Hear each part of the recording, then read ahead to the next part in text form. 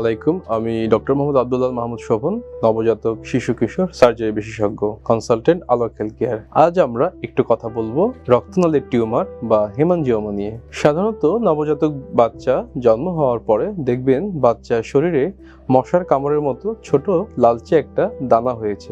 দেখবেন আস্তে আস্তে ধীরে ধীরে সেটা আস্তে আস্তে টিউমারে রূপান্তরিত হচ্ছে। হঠাৎ এরকম টিউমার দেখে আপনি কি ঘাবড়ে যাচ্ছেন? একদম ঘাবড়াবেন না। এই ধরনের যদি টিউমার হয়ে থাকে, আপনি দেখছেন ধীরে ধীরে বড় হচ্ছে এবং হালকা লালচে বর্ণের, অবশ্যই আপনি এটাতে কোনো রকম দুশ্চিন্তা করবেন না, কারণ এটা হচ্ছে হেমানজিওমা।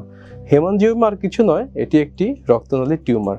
সাধারণত বাচ্চাদের 1 থেকে 1.5 বছর বা 2 বছর এই ধরনের বয়সে দেখবেন হঠাৎ করে রক্তনালীর টিউমার শরীরের বিভিন্ন অংশে হতে পারে। সাধারণত মুখে, ঘাড়ে, হাতে বা পায়ে বা পেটের যে কোনো অংশে দেখবেন ছোট লালচে টিউমার, যেটা ধীরে ধীরে বড় হচ্ছে। এই ধরনের টিউমার যদি হয়, সাধারণত আমাদের কাছে আসলে আমরা প্রথমে ফিজিক্যাল এক্সামিনেশন করি, রোগী দেখি, পরবর্তীতে কালার ডপলার আল্ট্রাসাউন্ড করাই এবং আল্ট্রাসাউন্ডে যদি কনফার্ম বলে এটা হেমানজিওমা, সেই সব ক্ষেত্রে আমরা সাধারণত ওষুধের মাধ্যমে চিকিৎসা করি। ওষুধের মাধ্যমে চিকিৎসা করলে দেখা যায় আস্তে আস্তে 6 থেকে 6 মাস বয়স থেকে 1 বছর বয়সের মধ্যে আস্তে আস্তে এটা ছোট হয়ে আসে এবং অনেক ক্ষেত্রে দেখা যায় একবারে মিশে যায়। অনেক ক্ষেত্রে যদি টিউমার সাইজ অনেক বড় হয় এবং বারবার ইনফেকশন হয় এবং দেখতে অনেক বাজে দেখা যায়, সেসব ক্ষেত্রে হয়তোবা আমরা সার্জারি করে থাকি। আপনারা জেনে খুশি হবেন, আমরা হেমানজিওমা ট্রিটমেন্টগুলো লেজারের মাধ্যমেও কিন্তু আলোক হেলথ কেয়ারে করে থাকছি। আপনাদের বাচ্চার যদি এই ধরনের সমস্যা হয়ে থাকে, অবশ্যই আলোক হেলথ কেয়ারে আসবেন